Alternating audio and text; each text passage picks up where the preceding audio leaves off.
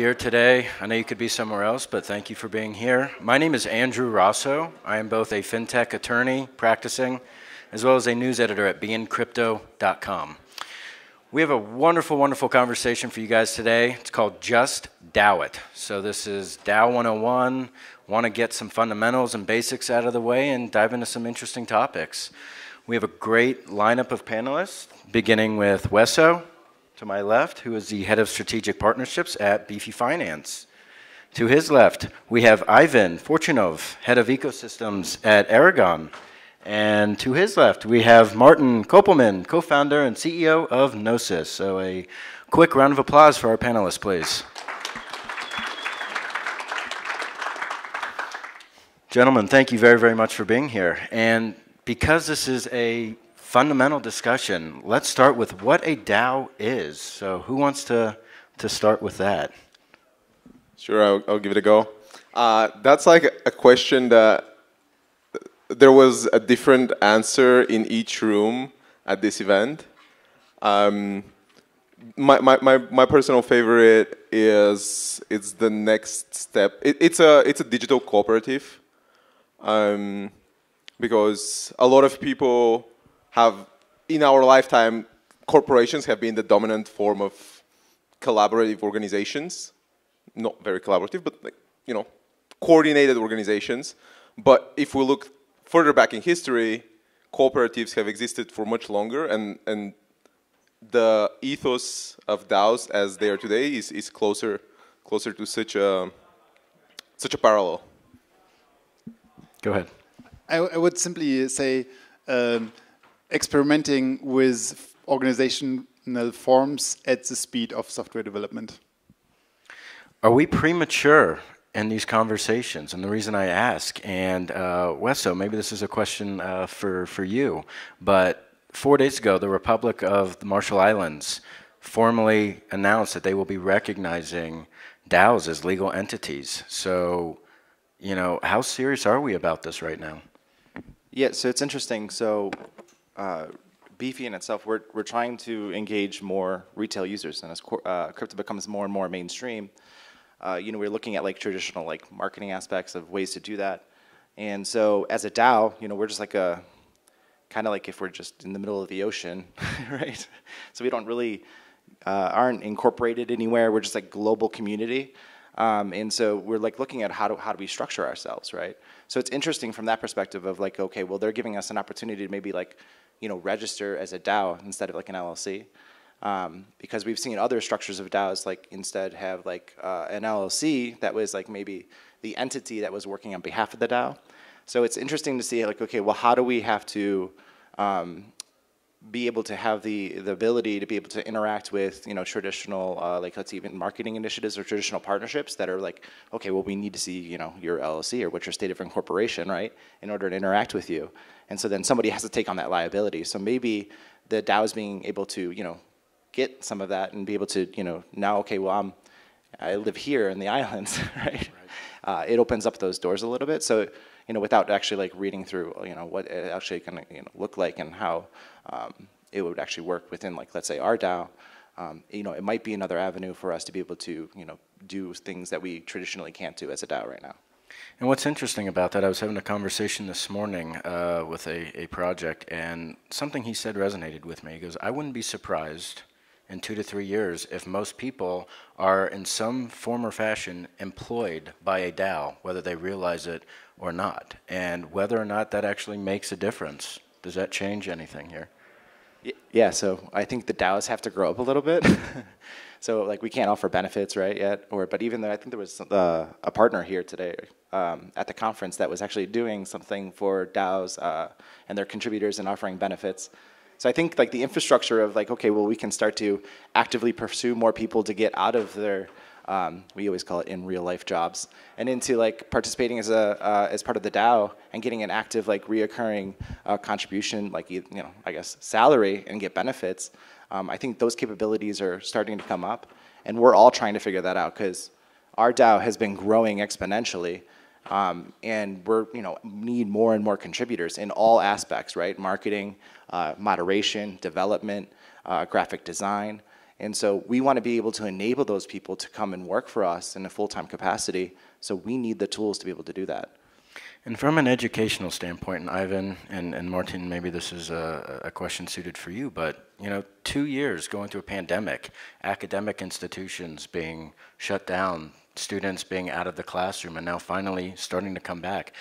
How do we teach this type of infrastructure in your business management classes, in from a legal standpoint, business organizations, where you have to understand or be somewhat familiar with what an organization is and the benefits of such? How do you teach the notion of a DAO, or how would you want to teach it into the classroom? I think what Martin said in the previous round is how you teach. You play around with it. Like it's an experimentation space. There isn't really a playbook yet, and the playbook is going to be different depending on the purpose of the organization you want to set up. So yeah, that's. I don't think there is going to be in the next couple of years. There's not going to be something which is like, this is what a DAO is, because the definition is still in flux. Yeah, absolutely. I think it's too early to write the books about DAOs. I mean, of course, you can write already something, but it is in reality there are a handful or many exciting experiments, but a lot of things are still being kind of figured out, like different voting schemes, different potential legal setups, different, kind of stuff like minority protection, or kind of a lot of things are. But again, the exciting piece here is how quick innovation can happen. And again, that was this earlier comment that you can suddenly program organizations.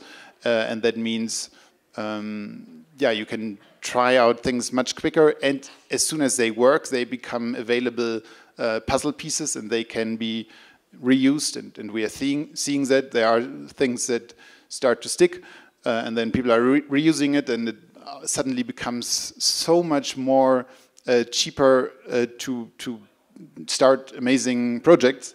Like, I mean, just two recent examples is Constitution DAO, and then it's now Assange DAO, that basically took then the playbook, or kind of the playbook that was somewhat there, and again, so the costs of setting up an organization were an organization with thousands of people in hundreds of countries.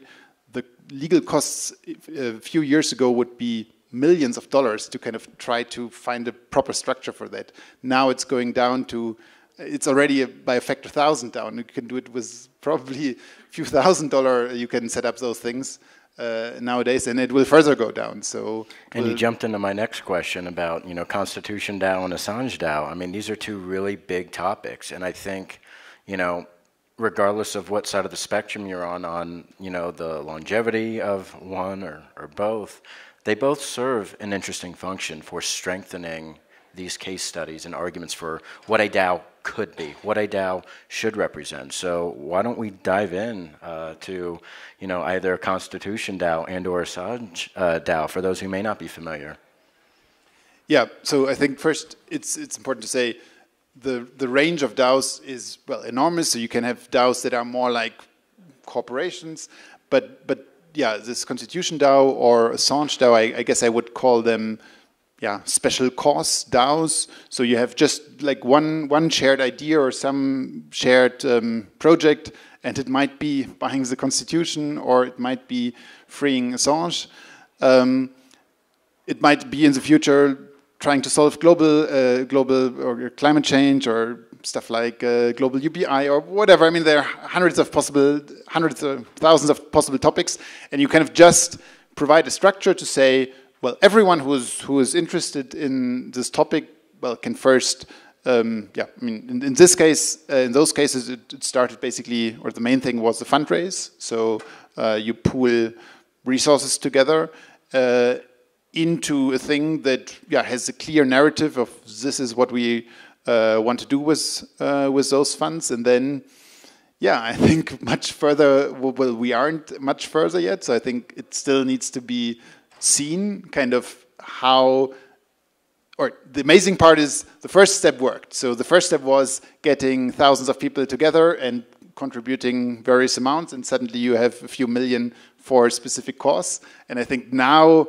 we will see how effective is this kind of swarm of people or kind of this DAO to actually then allocate those resources or do something then together.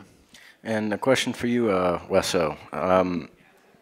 Martin mentioned, an attempt to fundraise, which is a big part of what Assange DAO has been doing. But in retrospect, is it really about fundraising? Because we could always look at other ways to fundraise, crowdfund.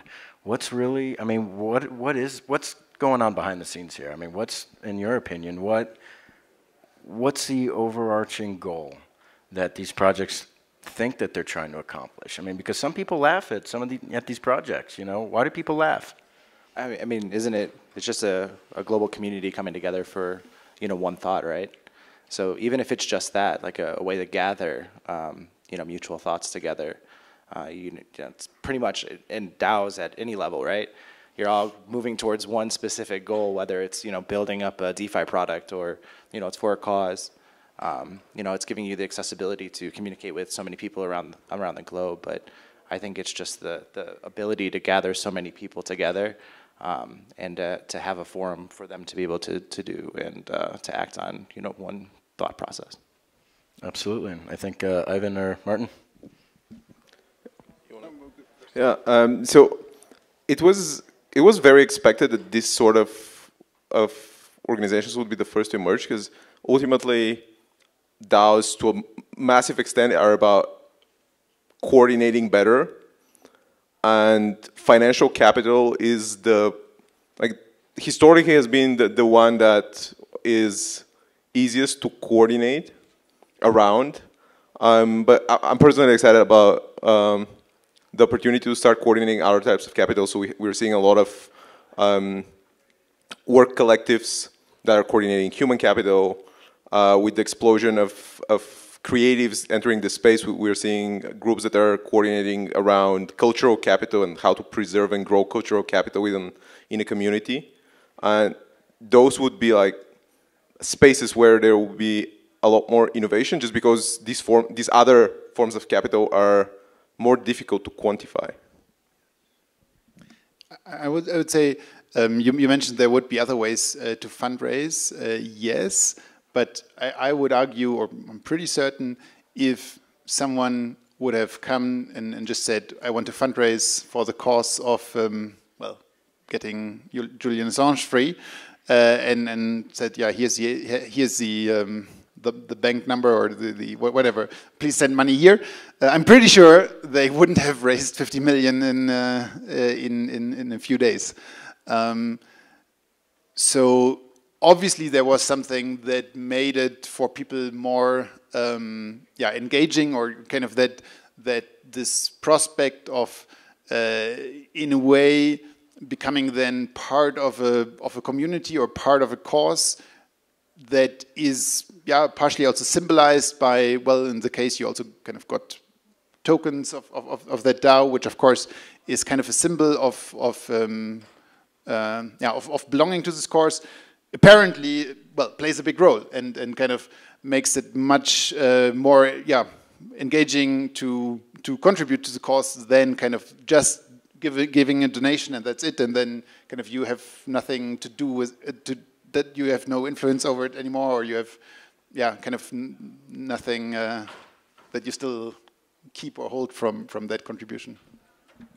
I also want to point out that we're not delusional. We are aware that a lot of the interest in this sort of thing is driven by speculation.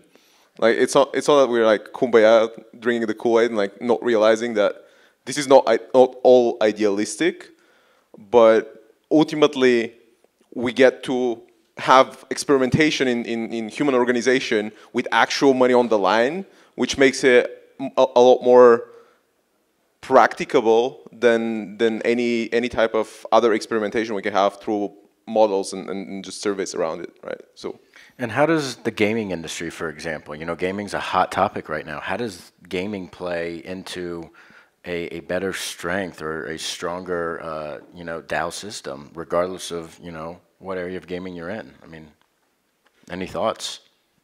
I'll hand over to Martin because Key from Gnosis is the person that had a lot of thoughts around gaming guilds and DAOs. Yeah, well, I mean, certainly the concept of a guild or a gamer guild is something that is can be one form of DAOs. I certainly also think that elements from kind of gamification can play a role in the governance processes. And again, I think the field is large, and kind of that is one aspect to explore. So kind of how can you be incentivized or again gamified that the things you contribute to a DAO are kind of somehow counted or scored or those things. And if I might just add something, again, coordination and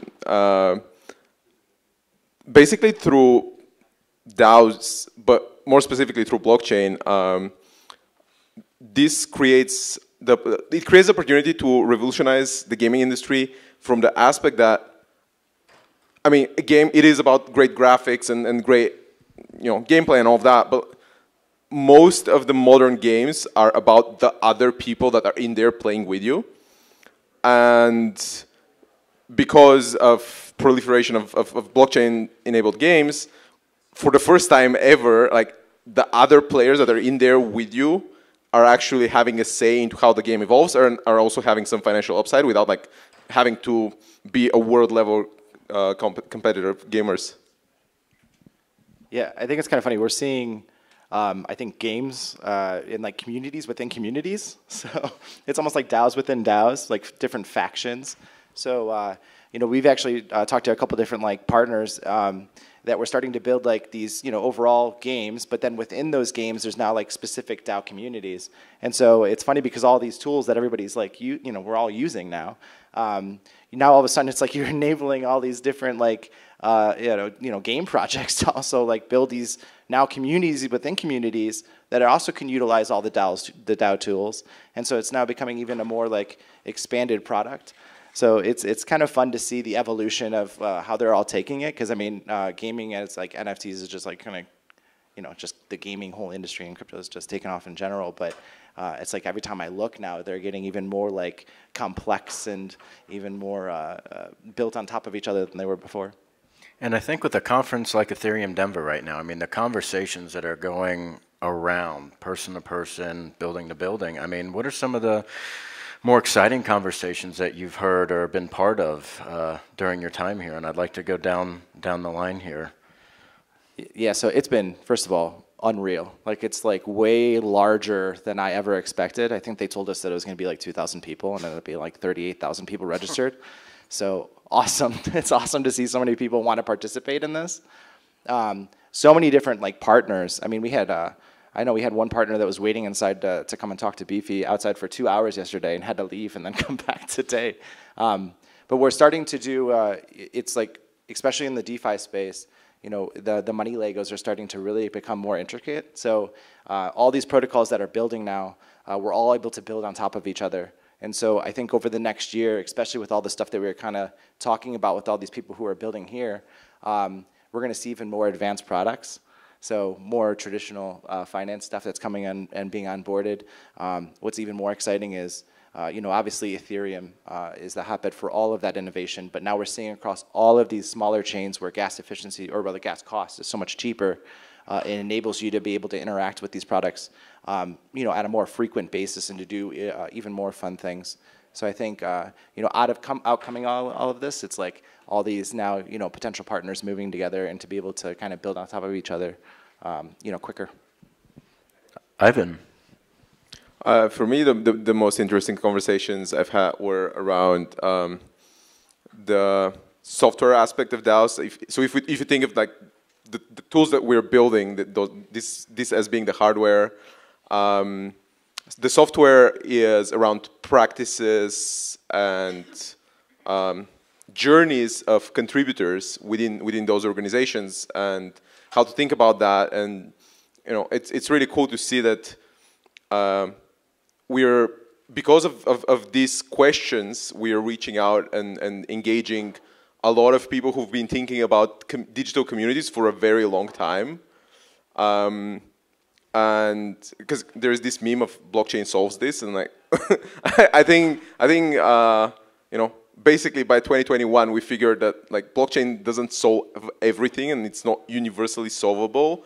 So now we've started exploring more deeper problems and not problems but challenges related to coordinating humans and actually doing things that help the proliferation of communities without necessarily like having to feel like, oh, that's my product, use it, that's going to solve your problem, without having this feedback of like, well, what are you actually trying to achieve, how, and what are the challenges you see? Yeah, one scheme I've seen, and I'm quite happy about it, is, and it was, I think, one of the promises of Ethereum, is interoperability, and that is currently very much happening, I would say, in the DAO space.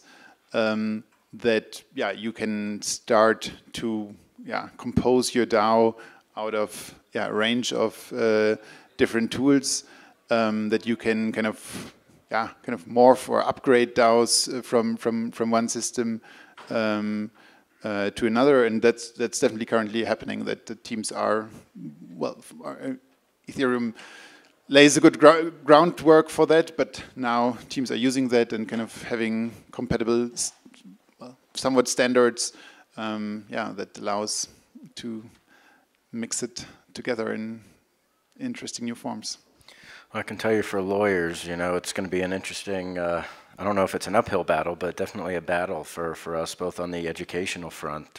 We have a duty to zealously and competently represent our clients. So what happens if our client is, a group that says we want to put together a DAO, we have this DAO, what arguments are we supposed to be able to put forth walking into a courtroom where a judge may not even understand half of the words coming out of our mouth or on paper, and, fighting that battle, and even if it is in a gray zone. So I think, we can all agree we're all learning this together and moving forward together.